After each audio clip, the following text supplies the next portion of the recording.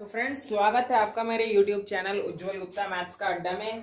ठीक है फ्रेंड्स, तो फ्रेंड्स यहाँ पर जो नेक्स्ट टॉपिक हम लोग पढ़ने जा रहे हैं, नेक्स्ट टॉपिक है पार्ट 7। किन्हीं दो आवेशित समतल प्लेट के कारण किसी बिंदु पर वैद्युत क्षेत्र की तीव्रता का मान गॉस प्रमेय का प्रयोग करके to find the intensity of electric field due to two charged plane plates. ठीक है फ्रेंड्स, अभी जो हम लोग लास्ट लेक्चर में कंप्लीट किया था कि हम लोग के पास जो है जो एक प्लेन प्लेट होगी उसकी वजह से इंटेंसिटी कितनी आएगी, और अब हम लोग जो पढ़ने जा रहे हैं, अब हम लोग टू प्लेट्स की वजह से पढ़ने जा रहे हैं। तो यहाँ पर जो है थोड़ी सी कंडीशंस बनेगी। यहाँ पर पहली कंडीशन ये बनेगी व्हेन बोथ प्लेट्स आर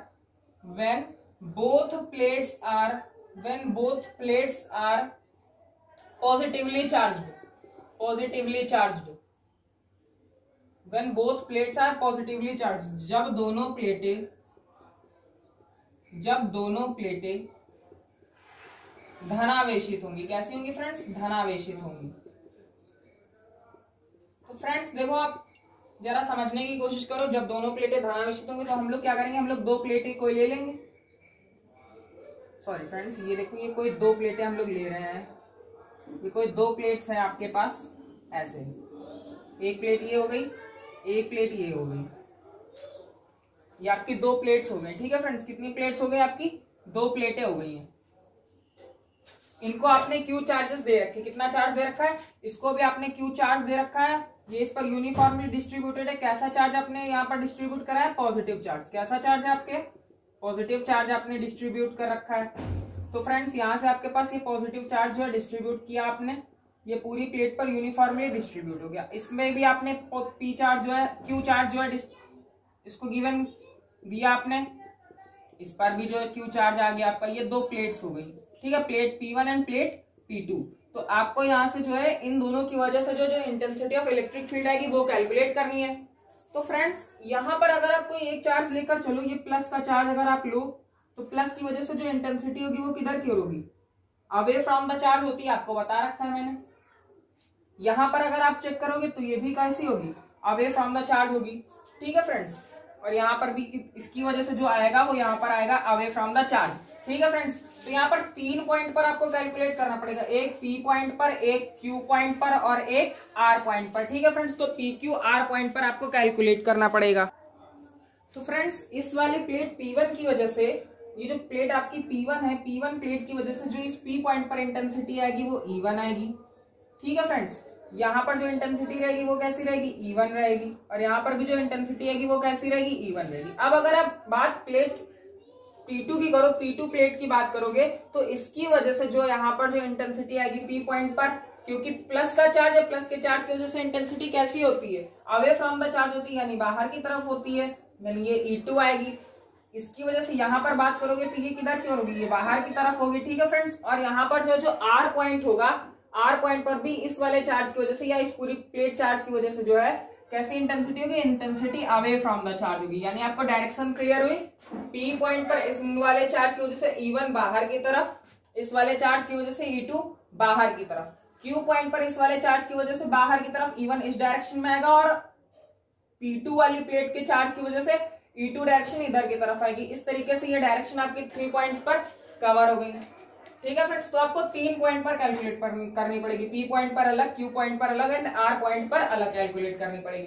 तो आप यहाँ पर बात करोगे, क्योंकि हम जानते हैं, since we know that intensity of electric field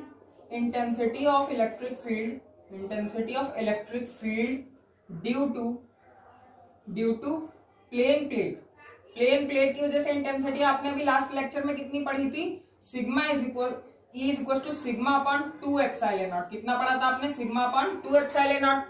आप बात करोगे ऑन P पॉइंट पर हम लोग अगर बात करें तो P पॉइंट पर कितनी इंटेंसिटी आएगी प्लेट P1 की वजह से? यहाँ पर मैं लिखने वाला हूँ इंटेंसिटी ऑफ इलेक्ट्रिक फील्ड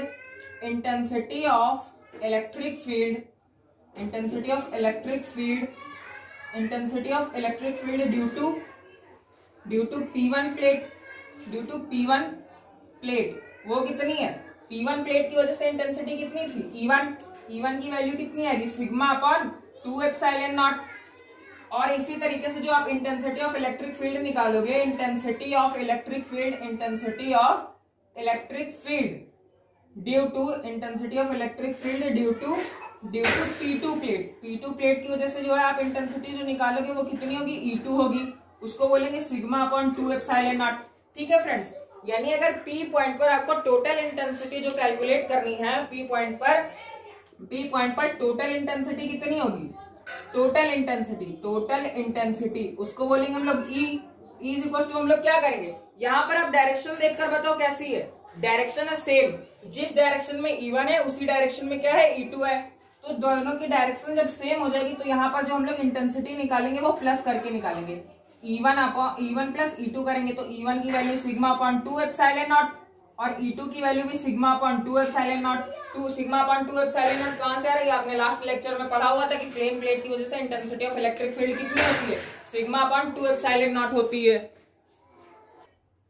तो जब आप इसको ऐड करोगे तो आपके पास ऐड करने पर यहाँ पर एलसीएम आ जाएगा 2 एप्सिलॉन नॉट और ऊपर सिग्मा प्लस सिग्मा, तो सिग्मा और सिग्मा यहाँ से आपको कितना मिलेगा, E इज इक्वल टू आपको यहाँ से मिलेगा 2 सिग्मा अपॉन 2 एप्सिलॉन नॉट, 2 से 2 कैंसिल हो जाएगा तो E की वैल्यू जो आएगी, E इज इक्वल टू आएगा sigma upon epsilon naught. E is equal to कितना आएगा आपके पास, सिग्मा अपॉन एप्सिलॉन नॉट, यानी इस P पॉइंट पर जो आपके पास इंटेंसिटी ऑफ इलेक्ट्रिक फील्ड आ जाएगी वो कितनी आएगी, सिग्मा अपॉन एप्सिलॉन नॉट आएगी। ठीक है फ्रेंड्स, तो इसके बाद अब हम लोग कहां पर कैलकुलेट करेंगे, Q पॉइंट पर। तो फ्रेंड्स अब आपको पेन चलाना है और मुझे कोई पेन नहीं चलाना है। ठीक है फ्रेंड्स, आपको पेन चलाना है और मुझे कोई पेन जो है नहीं चलाना है। हम यहाँ पर लिखने जा रहे हैं आगे का next on Q point.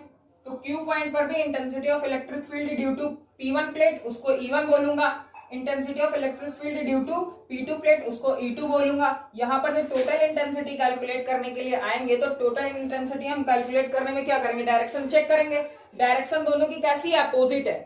When we have opposite direction, then we have calculate the total intensity of electric field by subtracting each other। हम उन लोग को क्या करेंगे, सब्ट्रैक्ट करके निकालेंगे और जैसे ही सब्ट्रैक्ट करेंगे तो ये मैग्नीट्यूड में तो सेम है और जैसे ही मैग्नीट्यूड में सेम है तो यहाँ पर जो आपको इंटेंसिटी ऑफ इलेक्ट्रिक फील्ड की वैल्यू मिलेगी, इंटेंसिटी ऑफ इलेक्ट्रिक फील्ड की जो वैल्यू मिलेगी इस Q पॉइंट पर, तो वो वैल्यू कितनी आएगी, 0 आएगी। अपोजिट है डायरेक्शन में, इस वजह से इंटेंसिटी ऑफ इलेक्ट्रिक फील्ड कितनी आएगी, 0। इसको आपको यहाँ पर नहीं लिखना पड़ेगा, यहाँ पर आपको इसको नहीं लिखना पड़ेगा, इसलिए Q पॉइंट पर जो इंटेंसिटी ऑफ इलेक्ट्रिक फील्ड निकल कर आएगी वो कितनी निकल कर आएगी, 0 निकल कर आएगी। ठीक है फ्रेंड्स, अब अगर R पॉइंट पर हम लोग बात करें तो R पॉइंट पर डायरेक्शन कैसी है, डायरेक्शन सेम है। R पॉइंट पर डायरेक्शन कैसी है, सेम है। हम लोग यहाँ पर लिख लेंगे ऑन R पॉइंट डायरेक्शन अगर सेम है तो सेम डायरेक्शन के लिए यहाँ पर हम लोग फिर से क्या करेंगे, प्लस करेंगे। जब प्लस करेंगे तो E की वैल्यू फिर से कितनी मिल जाएगी, 2 एप्सिलॉन नॉट, एलसीएम हो जाएगा, सिग्मा सिग्मा ऊपर ऐड हो जाएगा, सिग्मा सिग्मा कितना होगा, is equal to 2 sigma upon 2 epsilon naught, 2 से 2 कैंसिल हो जाएगा, E की वैल्यू मिलेगी सिग्मा अपॉन एप्सिलॉन नॉट। ठीक है फ्रेंड्स, तो ये आपका जो है तीनों पॉइंट्स की वजह से आपने इंटेंसिटी ऑफ इलेक्ट्रिक फील्ड निकाली। तो आपने देखा P पॉइंट पर सेम डायरेक्शन होने की वजह से सिग्मा अपॉन एप्सिलॉन नॉट आया और R पॉइंट पर भी सिग्मा अपॉन एप्सिलॉन नॉट आया, लेकिन Q पॉइंट पर डायरेक्शन अपोजिट होने की वजह से जो है जो आपको इंटेंसिटी ऑफ इलेक्ट्रिक फील्ड मिली यहाँ पर वो कितनी मिली, इस जगह पर आपको 0 मिली, यहाँ पर आपको मिली E is equal to sigma upon epsilon naught और फिर यहाँ पर भी कितनी मिली, E is equal to sigma upon epsilon naught. ठीक है फ्रेंड्स, तो जब आपके पास जो है डायरेक्शन सेम होंगी तो आपको वैल्यू मिलेगी, जब डायरेक्शन अपोजिट हो जाएंगी टू प्लेट्स की वजह से तो इंटेंसिटी वहां पर आपको कितनी मिलेगी, वो मिलेगी आपको 0। अब हम लोग के पास नेक्स्ट केस क्या है, नेक्स्ट केस ये है when one plate is positive and another plate is negative। when one plate is positive, when one plate is positive and another plate is negative.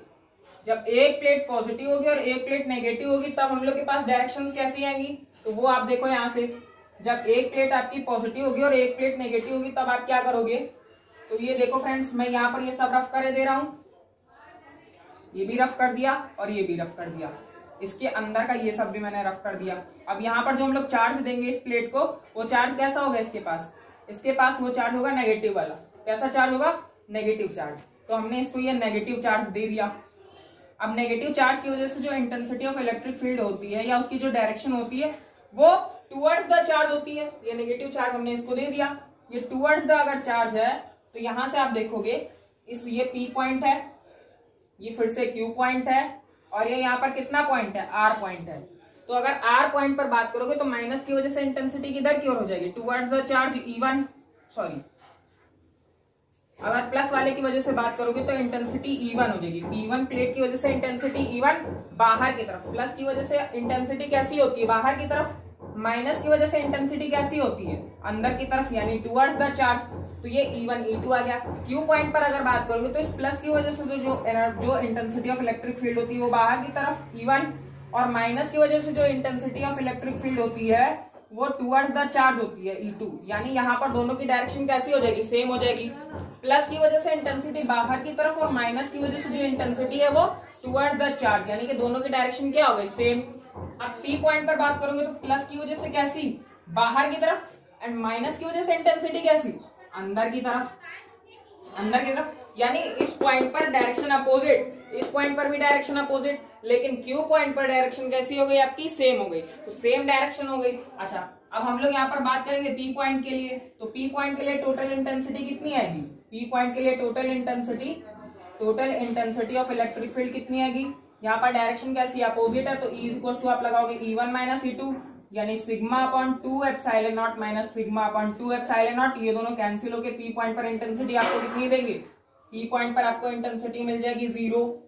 ठीक है फ्रेंड्स, जब आप यहाँ पर Q पॉइंट पर बात करोगे तो Q पॉइंट पर क्या है, डायरेक्शन क्या है, यहाँ पर Q पॉइंट पर आपकी डायरेक्शन है सेम। जब आप Q पॉइंट पर बात करोगे तो डायरेक्शन आपकी सेम है, आप लिखोगे यहाँ से E1 plus E2, E1 plus E2 तो आपका लिखा ही हुआ, यहाँ से आप लिखोगे sigma upon 2 epsilon not, sigma upon 2 epsilon not. इसको जब आप कैलकुलेट करोगे तो E की वैल्यू आएगी सिग्मा अपॉन एप्सिलॉन नॉट। ये Q पॉइंट की आपकी इंटेंसिटी आ गई, E is equal to sigma upon epsilon naught. जब आप R पॉइंट की बात करोगे, फिर से जब आप यहाँ पर किसकी बात करोगे, R पॉइंट की बात करोगे, तो R पॉइंट की देखो डायरेक्शन कैसी है, अपोजिट है। अपोजिट डायरेक्शन के लिए आप यहाँ पर क्या करोगे, माइनस करोगे, और माइनस करते ही आपका इंटेंसिटी कितनी मिलेगी, 0 मिलेगी, यानी कि क्या होगा यहाँ पर इंटेंसिटी आपको कितनी मिल जाएगी, 0। ठीक है फ्रेंड्स, तो हम लोग के पास यहाँ पर एक चीज ये समझ में आई कि जब डायरेक्शन अपोजिट होंगे तो इंटेंसिटी 0 मिलेगी, और जब डायरेक्शन सेम होगी तो आपको इंटेंसिटी मिलेगी sigma upon epsilon naught 2 plates की वजह से, और जब यहाँ पर डायरेक्शन अपोजिट होगी तो भी वैल्यू कितनी मिलने वाली है, आपको 0 मिलेगी। ठीक है फ्रेंड्स, अगर अब हम लोग बात करें when both plates are negatively charged, when both plates are negatively charged, when both plates are negatively charged. ठीक है फ्रेंड्स, तो आपको समझ आ गया होगा, मैं आपको यहाँ पर डायग्राम समझा दे रहा हूं, और आप इसको PQ पॉइंट R पॉइंट पर जो आप अपने आप से करोगे, PQ R पॉइंट पर आप अपने आप से करोगे, कितना कितना निकल कर आया, PQ R पॉइंट पर जो है आप अपने आप से निकाल कर बताओगे मुझे कमेंट सेक्शन में कि कितना कितना आपके पास आया। तो ये एक और प्लेट हमने यहाँ से लगा दी। ठीक है फ्रेंड्स, तो ये कैसे, ये भी नेगेटिवली चार्ज्ड है। ठीक है फ्रेंड्स, तो ये P पॉइंट, ये प्लेट है आपकी P1, ये Q पॉइंट आपका, और ये R point, PQ R point. तो P1 प्लेट की वजह से E1 अंदर की तरफ, P2 प्लेट की वजह से E2 अंदर की तरफ, अब ये भी अंदर की तरफ, और ये वाला इधर अंदर की तरफ E1, और वो उधर अंदर की तरफ E2। R पॉइंट पर जो है P1 प्लेट की वजह से ये अंदर की तरफ, और ये भी किधर, अंदर ही की तरफ E2। तो फ्रेंड्स यहाँ पर डायरेक्शन सेम है, सेम डायरेक्शन में E आपको यहाँ पर मिलेगा सिग्मा अपॉन एप्सिलॉन नॉट, यहाँ डायरेक्शन अपोजिट है तो यहाँ पर आपको इंटेंसिटी ऑफ इलेक्ट्रिक फील्ड 0 मिल जाएगी। यहाँ पर डायरेक्शन सेम है तो यहाँ पर आपको मिलेगा सिग्मा अपॉन एप्सिलॉन नॉट। तो इस तरीके से आपने देखा, इस तरीके से आपने क्या देखा कि जब जो है डायरेक्शन आपकी सेम होगी तो आपको वैल्यू मिलेगी इंटेंसिटी ऑफ इलेक्ट्रिक फील्ड की, जब आपकी डायरेक्शन अपोजिट होगी तो इंटेंसिटी ऑफ इलेक्ट्रिक फील्ड की वैल्यू कितनी मिलेगी, 0 मिलेगी। एक बहुत ही ज्यादा अच्छा डेरिवेशन था। 3 कंडीशन यहाँ पर बनी, when both plates are positively charged, when both plates are negatively charged, and when both plates are, one plate is positively charged and another plate is negatively charged। तो फ्रेंड्स वीडियो आपको कैसा लगा comment section में आप जरूर बताएं। और friends ये इतना मजेदार टॉपिक था, इसको पढ़ाने के लिए मुझे बहुत ज्यादा जो है जल्दी हो रही थी, इसलिए ये वीडियो पे मैंने आज ही कंप्लीट किया। तो फ्रेंड्स पार्ट नंबर 7 था गॉस थ्योरम का 1 लास्ट डेरिवेशन रह गया, इसके बाद हम लोग न्यूमेरिकल सेक्शन करेंगे और उसके बाद हम लोग मूव कर जाएंगे नेक्स्ट चैप्टर पे। तो thank you friends, keep watching and keep continue and consistent on my channel। ठीक है फ्रेंड्स, शेयर करो, सब्सक्राइब करवाओ, और क्या बोलूं। Thank you friends.